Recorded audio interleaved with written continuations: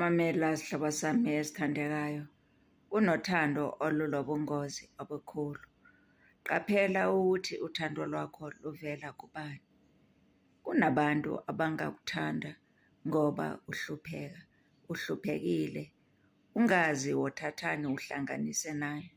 Bakuthande laba bantu, bakukhangeze laba bantu, bakunike yonke into ababona ukuthi bona kabasayifuni, bayifuqele kuwena.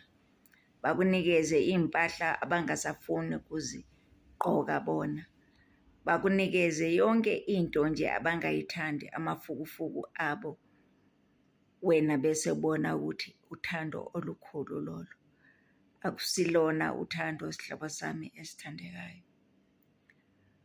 Kunabantu abangakuthanda ngoba wena uyisihlupheki, befuna ube iloyo muntu ohluphekayo empilweni yabo abamsizayo, kukanti kabakusizi ngalutho.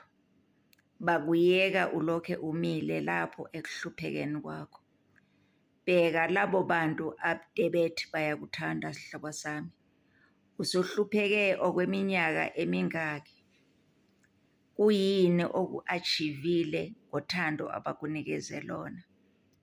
Uba ngcono or uba wesi sihlobo sami esithandekayo?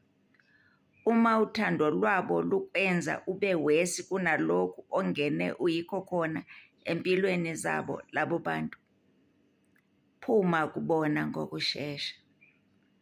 Abakuthandi laba bantu. Bathanda ukuthi ungumuntu ohluphekayo osempilweni zabo nje kuphela. Sihlobo sami esithandekayo, uma labo bantu abakuthandayo bangakuvumezi ukuthi ufunde ezinye izinto ezintsha ngaphandle kwalezo bona abafuna uzifunde, qaphela. Uma bengakuvumezi ukuthi ukhulume nabanye abantu or uvakashele abanye abantu okungayisibona, ngithi qaphela. Uma labo bantu uthi ma unabo bakhulume kakubi ngabanye abantu, bekhanye kungathi yibo bodwa abantu abazingilosi kodwa abanye bonke abantu bangoSathane, ngithi qaphela sihlobo sami esithandekayo. Banobungozi obukhulu empilweni yakho labo bantu. Kukuwena ukuthi ufuna uthando olunjani. Uthando olukuthuthukisayo lukwenze umuntu ongcono, or uthando olukuncindezelayo lukwenze uhlale lapho ukhona uze uyoshona. Zibuze uphinde uziphendule. Ungathi angikutshelanga. Ngiyabonga.